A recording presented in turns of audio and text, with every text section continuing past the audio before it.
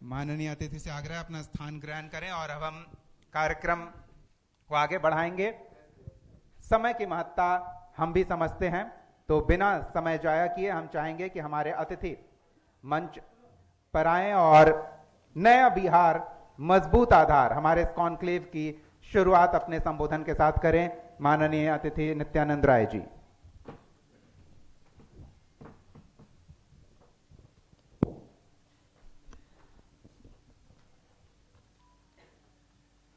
आज कशिश न्यूज को हम बहुत बधाई देना चाहेंगे कि बिहार वासियों तक अपनी बातों को पारदर्शिता के साथ पहुंचाने के लिए आज के कार्यक्रम के इस मंच पर उपस्थित मानवर Anurag Thakur ji, editor in chief, मानवर राजीव रंजन जी, विशेष संवाददाता, मानवर दीपक शर्मा जी, एंकर, और कशिश न्यूज के सभी दर्शकों एवं उनसे जुड़े हुए भाइयों बहनों, 12 वर्ष माननीय प्रधानमंत्री श्री नरेंद्र मोदी जी के कार्यकाल का पूरा हुआ है। अगर हम आजाद भारत के विकास की हम समीक्षा करें, उन्नति की समीक्षा करें, इसके शौर्य और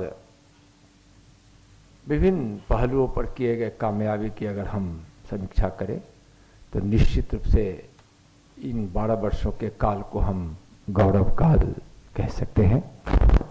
यह हम सब देशवासियों, बिहारवासियों के लिए खुशी की बात है। बिहार पहले बदनाम था, बीमार था और बदहाल ही था। यूं तो जब 2005 में एनडीए की सरकार बनी, जिस सरकार के नेतृत्व में बिहार ने विकास के आयाम निश्चित रूप से तय किए। एनडीए सरकार बनी तो भारतीय जनता पार्टी का उसमें अहम योगदान रहा और हम जंगल राज से निकलकर बाहर आए। साथ ही जब 12 वर्ष पहले जैसे ही माननीय प्रधानमंत्री जी ने प्रधानमंत्री के रूप में शपथ ग्रहण लिए, तो उन्होंने पूर्वोत्तर भारत की बात कही कि हम पूर्वोत्तर भारत के विकास के बिना हम भारत की विकास की कल्पना नहीं कर सकते हैं। और उस पूर्वोत्तर भारत में अपना बिहार भी है।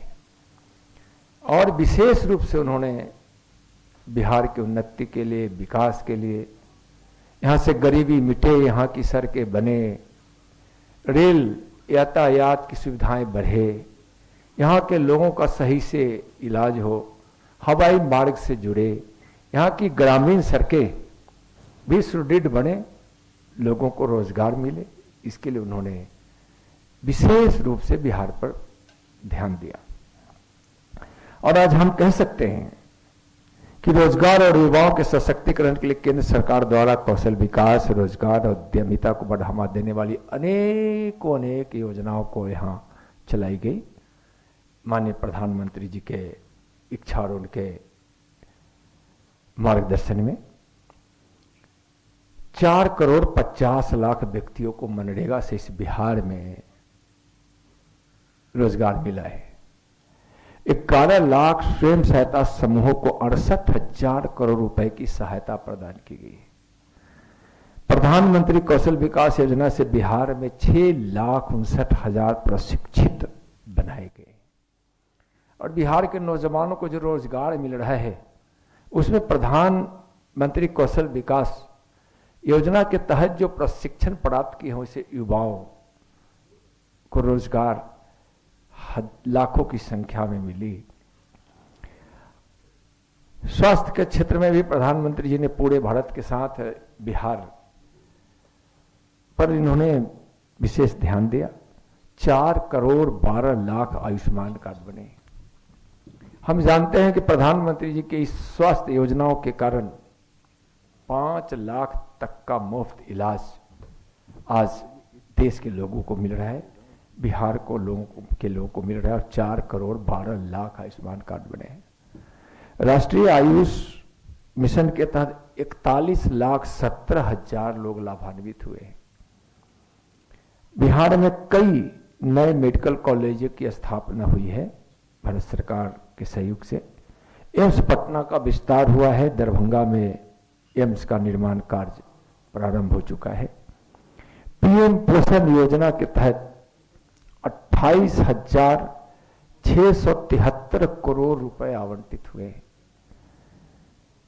जहां तक अवसंरचना की बात है, तो जहां 2005 तक बिहार में सिर्फ 384 किलोमीटर सड़कें थी, आज लगभग 1,20,000 किलोमीटर सड़कें बन गई हैं। और इन ग्रामीण सड़कों के निर्माण में प्रधानमंत्री सड़क योजना की अहम भूमिका है।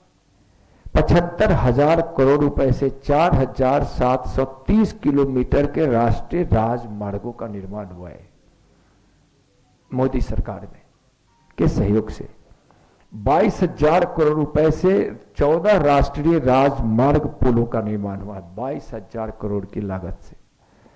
अयोध्या से सीतामढ़ी तक 369 किलोमीटर लंबा राम जानकी राष्ट्रीय राजमार्ग बनेगा। बिहार में 98 रेलवे स्टेशनों को अमृत स्टेशन के रूप में विकसित किया जा रहा है। बिहार में 12 वंदे भारत ट्रेनें चलाई गई हैं। पिछले 12 वर्षों में बिहार को 2 नए एयरपोर्ट दरभंगा और पूर्णिया दिया गया है। गया जी और पटना एयरपोर्ट का विस्तार हुआ है एवं बिहटा एयरपोर्ट का काम प्रगति पर है। पीएम किसान सम्मान निधि से जानते हैं कि किसानों पर भी माननीय प्रधानमंत्री जी का ध्यान रहता है। पीएम किसान सम्मान निधि से बिहार में 23 किस्तों में 86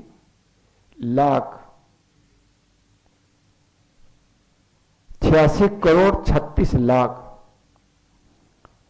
23 किस्तों में 46 करोड़ 36 लाख से अधिक किसानों को 86,36,000 किसानों को कुल 33,000 करोड़ रुपए से अधिक की राशि डीबीटी के माध्यम से भेजा गया। अब सोचिए कि जहां लगभग 86 लाख किसानों को 86,36,000 अब लगभग 87 लाख किसानों को 33,000 करोड़ रुपए से भी ज्यादा उनके खातों में पहुंचे। 33,000 करोड़ का क्या मतलब हो सकता है, कितनी बड़ी राशि है, हम सब इसका अंदाजा कर सकते हैं। बिहार में राष्ट्रीय मखाना बोर्ड का गठन हुआ है और मिथिला मखाना को जीआई टैग भी मिला है। बिहार में पूसा कृषि विश्वविद्यालय को केंद्रीय विश्वविद्यालय का दर्जा मिला है। बिहार के लिए गौरव, बिहार में नालंदा और विक्रमशिला विश्वविद्यालय के पुनर्निर्माण से देश के प्राचीन गौरव को वापस लाया गया है। बोध गया, वैशाली, राजगीर, केसरिया विशेष पर्यटन कॉरिडोर बन रहा है। यानी हम ये देखें कि इन 12 वर्षों में माननीय प्रधानमंत्री जी के अपार सहयोग से बिहार को विकास की गति मिलने में काफी सहयोग प्राप्त हुआ है। माननीय प्रधानमंत्री जी ने 2047 तक विकसित भारत का संकल्प लिया है और जब देश आजादी का 100वां वर्षगांठ मना रहा होगा उस समय भारत विकसित भारत होगा। अभी भारत विकासशील देशों में आता है और उस भारत में प्रति व्यक्ति आए सबसे ज्यादा भारतीयों का हो दुनिया भर में, यह माननीय प्रधानमंत्री जी का सपना है, संकल्प है। और हम देख भी रहे हैं कि जिस गति से भारत का विकास हो रहा है हर क्षेत्र में, आज हम यह कह सकते हैं कि भारत 2047 तक विकसित भारत बनेगा ही बनेगा। यह देश निश्चित रूप से विकसित बनेगा और हम भारतवासियों का सपना पूरा होगा। हमारे माननीय प्रधानमंत्री जी विकास के भगीरथ हैं, गरीबों के मसीहा हैं और दुनिया के सबसे लोकप्रिय नेता हैं। बिहार शांति प्रिय धरती है, गौतम बुद्ध की धरती है, यह धरती महावीर की धरती है, यह धरती गुरु गोविंद सिंह की धरती है, यह धरती चंद्रगुप्त और चाणक्य की है, यह धरती दशरथ माझी की धरती है। भारत के इतिहास को गौरवान्वित करने में अनेकों लोगों ने अपना यहां समर्पण, सहयोग और बलिदान दिया है। आजादी की लड़ाई में भी बाबू वीर कुंवर सिंह, जो आजादी की प्रथम लड़ाई लड़ी गई थी, उसको हम गौरव के साथ देख सकते हैं। बिहार हमेशा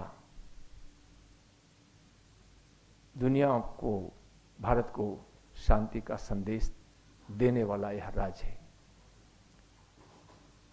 हम सब बिहार के विकास, बिहार की शांति और बिहार वासियों के सुखमय जीवन के लिए हमेशा प्रयत्न करें, ऐसा हम लोगों को प्रयास करना चाहिए। एक बात को कहते हुए अपनी वाणी को हम विराम देंगे। विवेकानंद जी ने एक भविष्यवाणी की थी। विवेकानंद जी से किसी ने पूछा था विदेश यात्रा के क्रम में कि आप तो उस देश का सन्यासी हो जो देश भूखा है, जो देश के लोग अशिक्षित हैं, जिस देश के लोग बेघर हैं, उनके पास घरों की भी अच्छी रहने की अनुकूलता नहीं, उनके पास नहीं है, और भारत बेबस भारत है, यानी उस समय गुलाम भी था। तो विवेकानंद जी ने भविष्यवाणी की थी कि 21वीं सदी में भारत मां हमारी विश्वगुरु बनेगी। जिस देश में न कोई भूखा होगा, न कोई अशिक्षित होगा, न कोई बेघर होगा, और नहीं हमारी भारत मां बेबस होगी। हम स्वतंत्र भी रहेंगे, हम अपने मूल्यों को और विरासत को और गौरव को भी हम प्राप्त करेंगे। विवेकानंद जी ने भविष्यवाणी की थी। आज 21वीं सदी है। विवेकानंद जी के बचपन का नाम था नरेंद्र, और आज दुनिया के सबसे लोकप्रिय नेता, गरीबों के मसीहा, कर्मयोगी प्रधानमंत्री जी का भी नाम है नरेंद्र। 21वीं सदी भविष्यवाणी करने वाला नरेंद्र स्वामी विवेकानंद जी के रूप में, और उस भविष्यवाणी को पूरा करने वाला भी नरेंद्र। दुनिया की कोई भी ताकत अब भारत को रोक नहीं सकता है, रोक नहीं सकता है। और यह भी सच है कि विकसित भारत के संकल्प को पूरा करने में बिहार की अहम भूमिका होगी। यहां के लोग परिश्रमी हैं, यहां के लोग कई दृष्टिकोण से जागरूक हैं, और समाज के लिए, देश के लिए अपने को समर्पित करने के लिए हमेशा आतुर भी रहते हैं। उस बिहार के वासी प्रधानमंत्री आदरणीय नरेंद्र मोदी जी के विकसित भारत को संकल्प पूरा करने के लिए कदम से कदम मिलाकर उनके साथ चले। आज के दिन हम जरूर आग्रह करेंगे, चल भी रहे हैं। तो आज 21वीं सदी में भविष्यवाणी पूरी हो रही है। इस देश से 25 करोड़ से ज्यादा लोग गरीबी रेखा से बाहर आ गए। आज करोड़ों लोगों का घर बना। प्रधानमंत्री जी के दृष्टिकोण से आज शिक्षा भी आज उन्नत रूप में, उन्नत तरीके से उन्नत शिक्षा प्रदान की जा रही है। और भारत अब बेबस नहीं है। दुनिया की कोई ताकत आंख दिखा नहीं सकता भारत को। ट्रंप जी ने भी कहा, मोदी के बिना दुनिया के बड़े निर्णय नहीं हो सकते। मोदी ताकतवर है, मोदी ताकतवर है, मोदी ताकतवर है, इसका मतलब कि भारत ताकतवर है। चलिए हम सब मिलकर विकसित भारत के संकल्प जो हमारे प्रधानमंत्री जी का है, उसमें हम विकसित बिहार के को भी हम साकार करें, विकसित बिहार बनाएं और प्रधानमंत्री आदरणीय नरेंद्र मोदी जी के अनुरूप विकसित भारत के संकल्प को पूरा करें। आज हम फिर कशिश को एक बार फिर बधाई देते हैं इस कार्यक्रम के आयोजन के लिए। बहुत बहुत धन्यवाद। भारत माता की जय।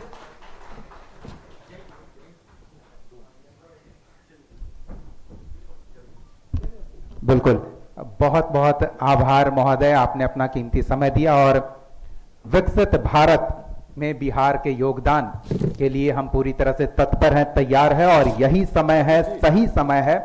और सरकार के सहयोग से बिहार के कुछ युवा, कुछ मेहनती लोग योगदान दे रहे हैं। सर, 2 लोग हैं, उनके योगदान को सम्मानित करें ताकि उनका भी हौसला बढ़े। हम आमंत्रित करेंगे प्रिंस कुमार जी, डायरेक्टर प्रा फिनटेक प्राइवेट लिमिटेड के, कि वो मंच पर आए और नित्यानंद राय जी से सम्मान ग्रहण करें। प्रा फिनटेक प्राइवेट लिमिटेड के निदेशक युवा उद्यमी प्रिंस कुमार अपने नवाचार, दूरदृष्टि और परिश्रम से उद्यमिता के क्षेत्र में विशेष पहचान बनाई है। बिहार में नए स्टार्टअप्स को बढ़ावा देने, नवाचार को प्रोत्साहित करने और अनेक युवाओं और उद्यमियों को आगे बढ़ाने में काफी सहयोगी भूमिका इनकी रही है। नया बिहार के मंच पर आपका हार्दिक स्वागत है, कृपया सम्मान ग्रहण करें। आगे हम आमंत्रित करेंगे आर्किटेक्ट आशीष Sinha ji, director star India group, कृपया तैयार रहें मंच पर आने के लिए।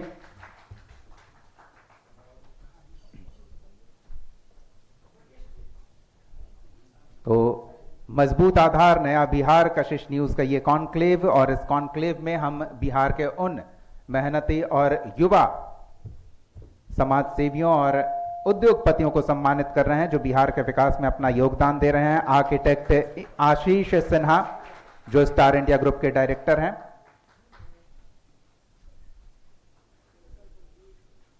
बहुत बहुत धन्यवाद माननीय, अपना समय देने के लिए बहुत बहुत आभार नित्यानंद राय जी। और हम लगातार प्रयासरत हैं कि किस तरह से बिहार के विकास को, जो नया बिहार है मजबूत आधार पर खड़ा होने को तैयार है, उस अपनी भूमिका का निर्वहन कर रहा है।